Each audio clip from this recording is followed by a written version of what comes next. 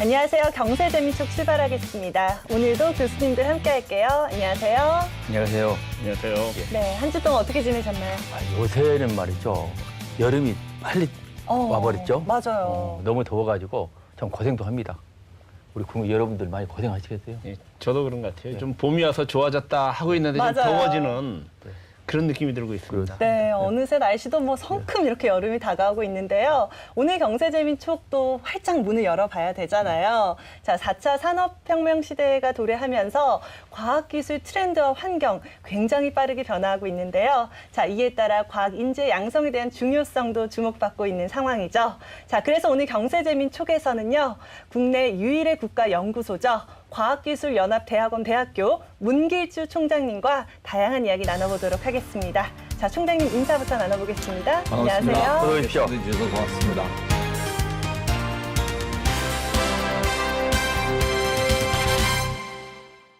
네, 또 먼 길 소중한 발걸음 해주셨는데 오늘 좀 재밌는 이야기 풀어보면 좋을 것 같은데요. 노력하겠습니다. 네, 우리 총장님 먼저 좀 간단하게 소개 부탁드릴게요.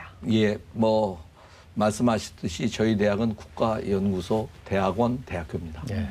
다시 말씀드려서 저희 학생들은 국가연구소에서 실험을 같이 하면서 교육은 또 저희가 전체적으로 통합하고 모자르는 인문 분야든가 기초 분야는 기존 되어 있는 학교와 협연을 해서 연구하고 학업을 시키는 유일한 학교입니다. 예, 예. 그 과학기술연합대학원 대학교라고 이렇게 명칭이 돼 있죠. 예, 그렇습니다. 그렇습니까? 그래서 말씀하신 대로 우리 국공립 연구소들, 예. 국가가 만들어 놓은 연구소들이 각 연구소에다가 대학원을 만들어 가지고 그걸 연합으로 운영하고 있는 거죠.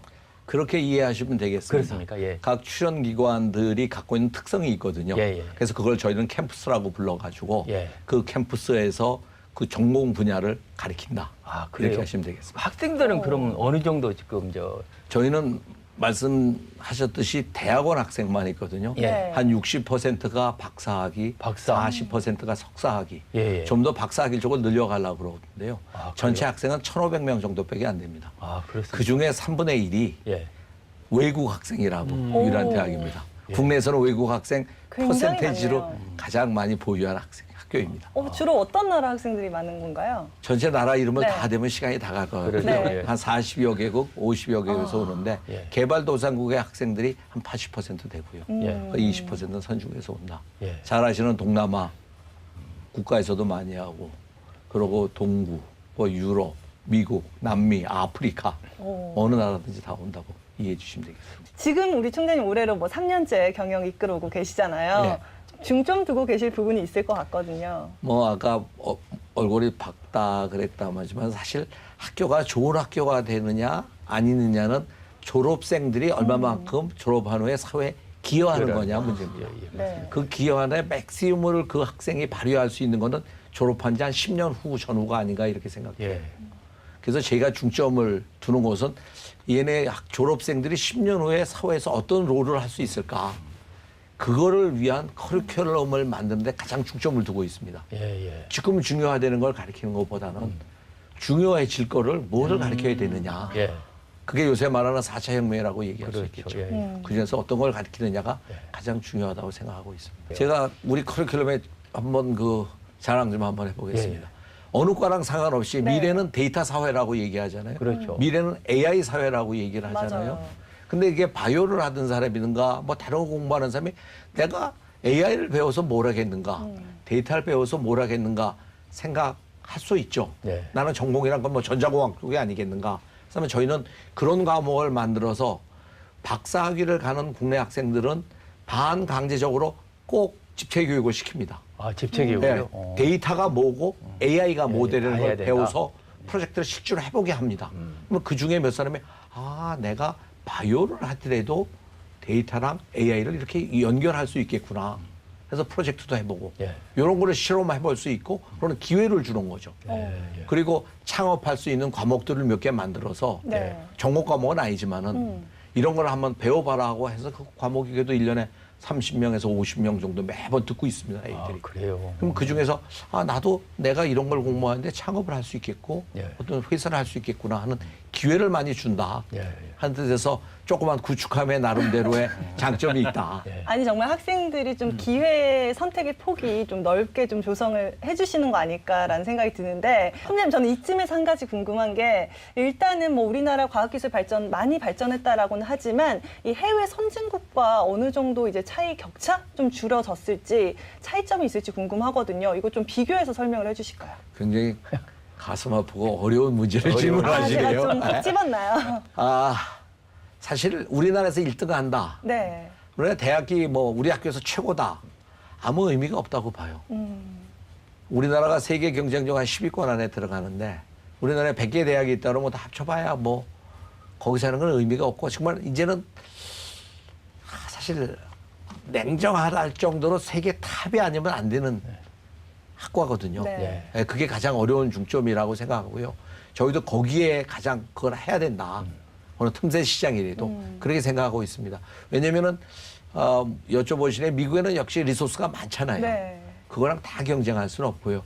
어느 분야를 어떻게 경쟁할 거냐 하는 게 가장 중요하고 그런 쪽에 전부 저희 학교뿐 아니라 뭐 다른 학교들도 같이 최고의 인재를 키워내고 그 분야를 가야 되지 않을까 하는 생각이 들어요. 이 질문하고 좀 연결해서 질문을 드리면요.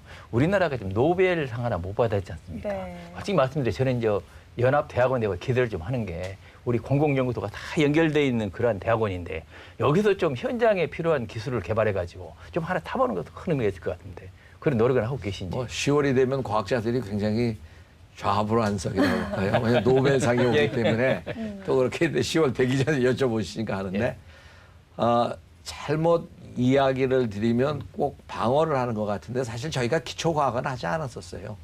여태까지 산업화하는 데 중점을 뒀기 때문에 예. 경제 성장하는 데 중점을 뒀다 하는 게 예. 출연기관들도 마찬가지 가장 오래된 키스트의 경우도 우리는 산업 발전을 시키는 데 중점을 뒀었거든요.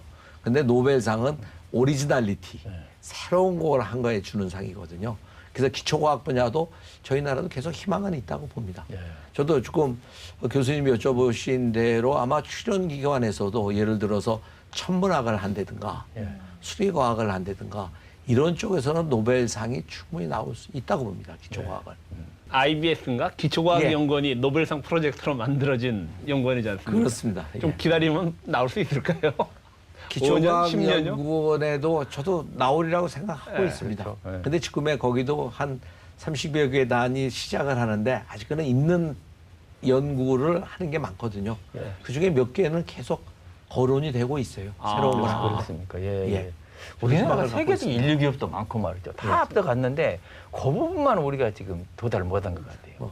거기나 뭐 이 서울의 아카데미아 학교나 어디선지 나와주면 이게 그러니까. 기폭제가 될 텐데요. 그렇게 되리라고 예. 생각하고 기다려봐 주시기 바랍니다. 네. 그 총장님께서는 또 이제 우리 사회적으로 이슈가 되는 그런 부분에 대해서 지금 이제 아주 관심을 많이 갖고 있다고 그러거든요. 예. 미세먼지 대책 위원장 하고 계시죠. 예, 맞습니다. 예. 언제쯤 그걸 맡으셨어요?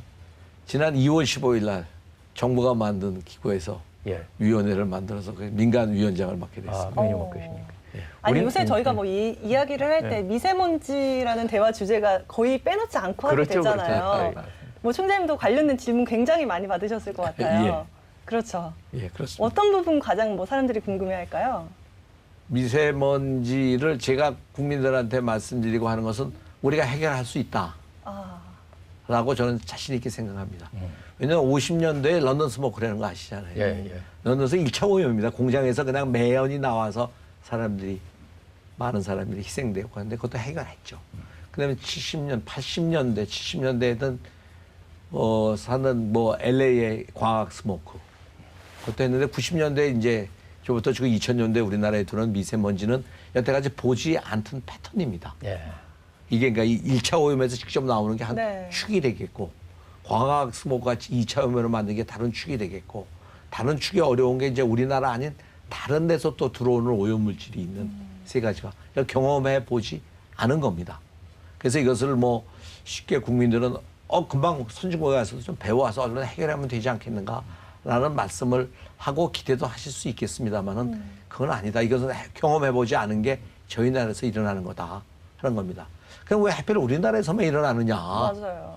그래서 이만큼 에너지 밀도가 높고 우리가 사용하는 제품들이 많은 나라가 밀도상으로는 세계에서 유일한 나라입니다. 우리가 예. 이 조그만 나라에서 이만큼 잘 산다는 나라가 없고 네. 산업체가 또 에너지로 돼 있고 또 아까 말씀한 3분의 1에는 세 번째 축이 또 외국에서 들어오는 것도 있고 이런 게 문제가 가장 어렵지 않나. 그럼 총장님 앞으로 미세먼지가 점점 더 뭐 심각해질 거다라고 예측을 하고 계시는 건가요? 한동안은 심각해질 수도 있지 않겠나 하는 생각을 하고 있습니다. 네. 그 이유 중에 하나는 지난 한 5, 6년, 96년부터 아니 16년부터 되는 것 같은데요. 바람이 잘 안 불어요. 바람이요? 수도권 지역에. 이 바람이 안 불어는 기후가 바뀌었다는 얘기거든요. 그렇죠. 예. 이게 기후가 바뀌었다는 것은 기후에 세계적인 변화가 있다. 그러니까 바람이 좀 세게 불면은 이게 지나가서 괜찮은데 네. 바람이 불면 그 두 번째 얘기하신 우리나라에서 생성되는 2차 오염, 미세먼지가 덜 생성되고 날아가는데 정체되어 있는 시간이 꽤 있거든요. 그래서 이것 때문에 더 올라갈 수도 있다 하는 건데 이 기회에 부탁드리면은 우리는 다 피해자라고 생각하시는데 네. 저희 또 하나의 가해자입니다. 그렇죠. 그렇죠. 예. 그래서 첫 번에 말씀드린 직접 나오는 1차 오염을 줄이려면 에너지 양도 줄여야 되고 우리가 모든 사용하는 데서 일상생활에 미세먼지를 다 발생시킨다라고 생각하시면 되세요. 네. 대중교통도 좀 많이 이용해 주시면 되겠고. 네? 이런 게. 다 근데 모든 게 일상생활이랑 연결되어 있는 거기 때문에 네. 국민적으로 희생을 강요할 수만은 없어요. 네. 네? 산업체를 줄일 수만도 없어요. 근데 그런 건 정해져 있으니까 지금 보면 왜 황화물, 질산화물 그래갖고 삭스, 낙스가 미세먼지를 일으킨다. 네. 중국에서 편서풍이 불어오면서 일으킨다. 그렇죠? 그래서 이제 오사카까지 간다는 얘기도 있고 누구는 우리가 삼겹살을 많이 구워 먹어서 미세먼지가 나온다고 얘기하는 사람도 있거든요. 그렇죠. 원인이 저기 어디 정확하게 다 원인 맞습니다. 맞는 다 거예요. 영향을- 다 원인입니다. 그러니까 그러니까 삼겹살 우리가 안 먹을 수도 없잖아요. 그러니까 한 개 분야만 요것만 딱 하면 없어지겠다 하는 게 이제 가장 심하게 본 게 자동차 분야로 봤던 거거든요. 네. 근데 옛날같이 자동차 분야만이 뭐 반을 한다든가 이런 것도 아니에요, 이제는요. 워낙 다양하기 때문에. 한 개 분야로 딱 하면은 뭐 화력 발전이 가장 많은 분야를 갖고 있습니다. 15% 이상을 전체 먼지 배출량을 하고 있어요. 에너지 안 쓰실 수 없잖아요. 맞아요. 국민이 안 쓰셔야 되잖아요. 자동차. 근데 그런 생활 모든 게 다 간다. 지금 교수님 말씀 황화물질, 질소산화물은 규제 물질 대상이에요. 예.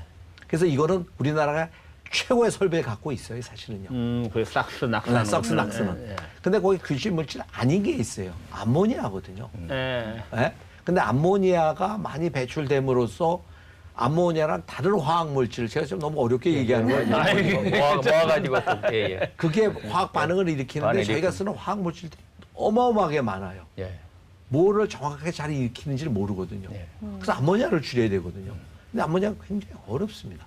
왜냐 암모니아를 어디서 많이 나오냐고 보면은 넋을 줄이기 위해서 암모니아를 촉매작용으로 써요.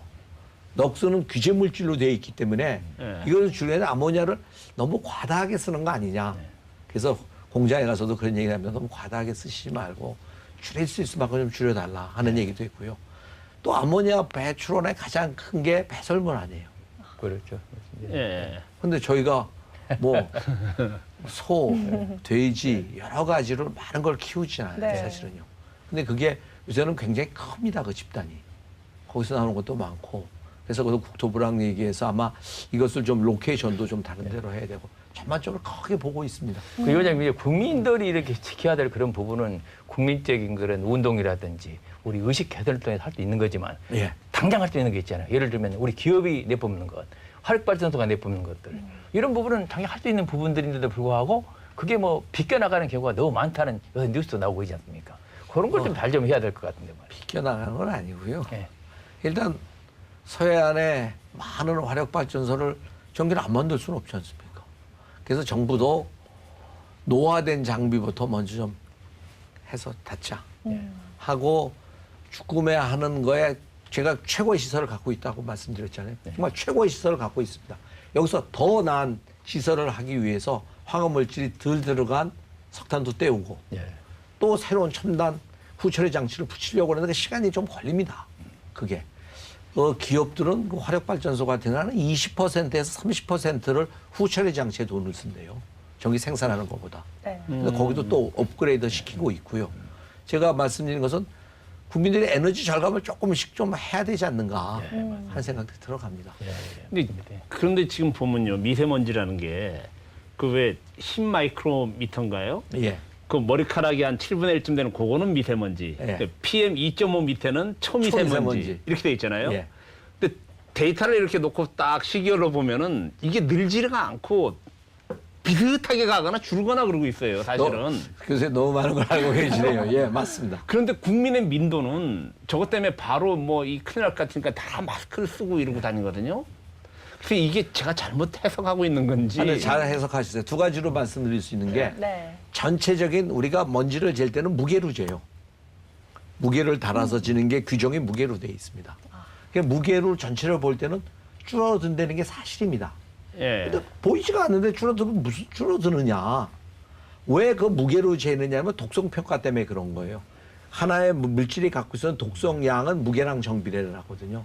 그래서 규정을 그렇게 만들어 놨는데 이게 과학이 발달되고 점점 되면서 먼지가 작아지게 만들어요.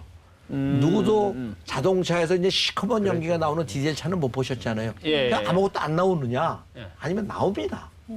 나오는데 그게 먼지 수가 굉장히 작아진 거예요. 아까 말씀하신 2.5 마이크론 이하, 예. 10년은 썬 마이크론 1.0 마이크론 이하짜리로 나오는 거죠.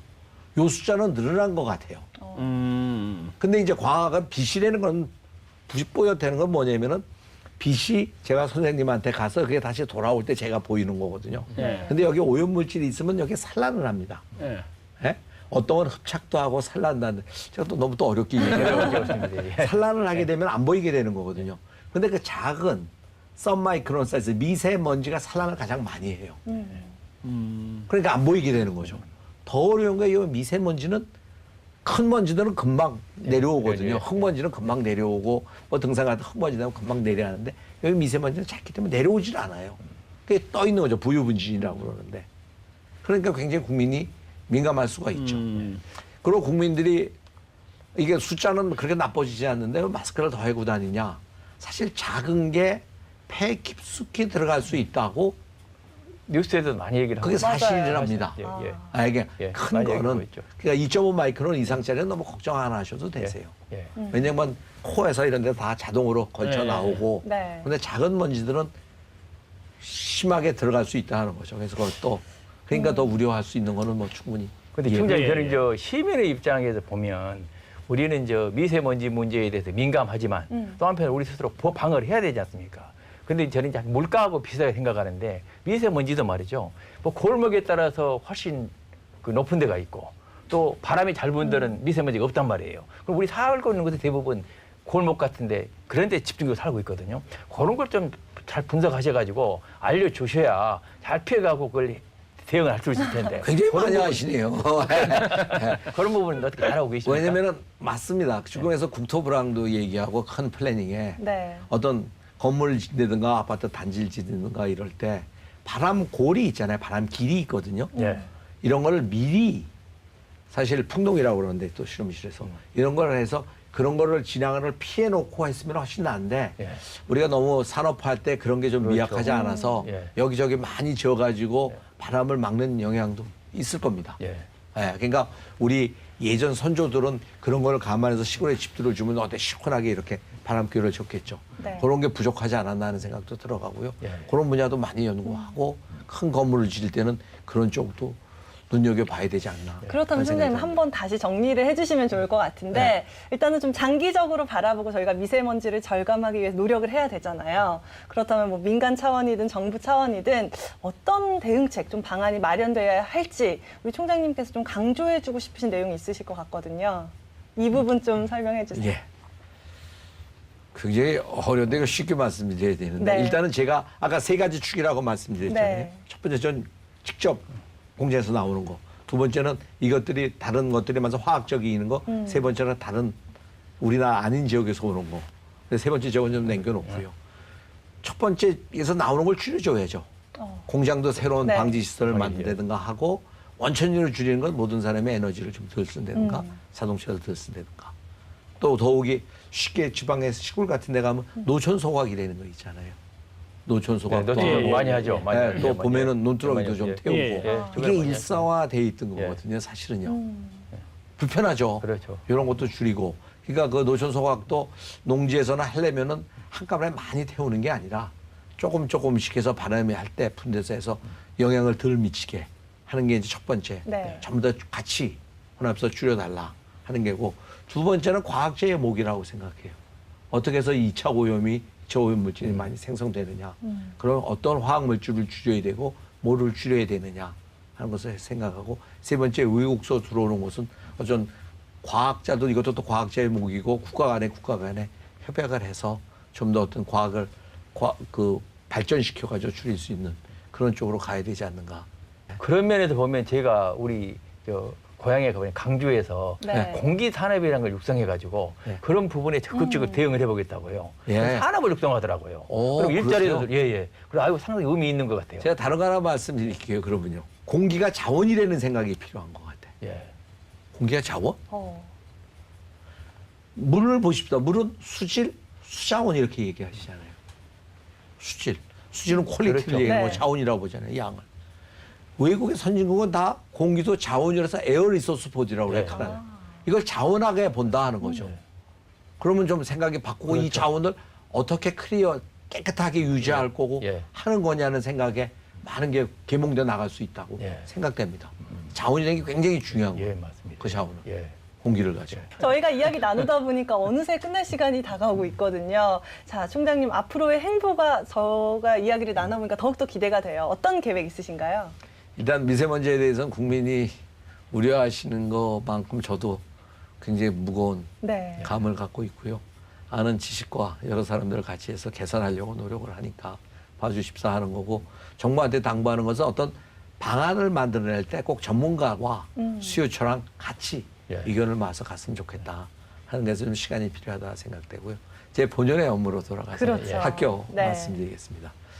미래는 사실 아까도 말씀드린 10년 후에 그 학생이 이제 사회에 기여를 하게 됐는데, 미래는 요새 말하는 4차 혁명의 시대라고 얘기하지 않습니까? 4차 혁명이라 하면은 일자리가 없어진다. 많은 것을 로봇가 대체할 수 있잖아요. 많은 거를. 그러면 학생들을 어떻게 가르쳐야지 사실 거기에 살아남겠는가 해서 저희가 제일 처음에 하는 건 로봇 프루프라고 그럴까요? 한국말로 뭐라고 그럴까요? 로봇에 대적할 수 있는 예, 예. 학생. 로봇 프루프 학생을 교육을 시켜야 된다는 게 첫 번이고요. 두 번째는 요새 우리가 칼라 그러면 화이트 칼라, 브루 칼라라만 얘기하잖아요. 근데 사실 4차 혁명에서는 브루 칼라나 화이트 칼라나 다 짭의 위협을 받죠. 맞습니다. 예. 전통적으로 예. 뭐 의사도 그렇고 다 그렇습니다. 회계사도 예. 그렇고 화이트 칼라 예. 아니에요. 예. 그래서 저희는 뉴 칼라를 만드는 칼라. 학생을 야, 해야 되겠다. 예, 예, 예. 하는 게 두 번째고요. 마지막으로는 저희 학교의 가장 장점인 여러 나라랑 같이 돼 있잖아요. 예. 미래의 사회는 초연결 사회라고 예. 하기 때문에 이런 학생들을 졸업생이나 국내랑 연결시키는 예. 초연결 초연결. 학생을 할 수 있는 학생을 배출하고자 하는 노력을 하고 있습니다. 지켜봐 주시기 바랍니다. 우리 총장님 앞길 행보 저희도 응원하도록 할게요. 예, 고맙습니다. 네, 오늘 저희 경세재민촉 과학기술연합대학원 대학교 문길주 총장님 함께했고요. 오늘 좋은 말씀 고맙습니다. 예, 불러주셔서 감사합니다. 감사합니다. 예. I always whisper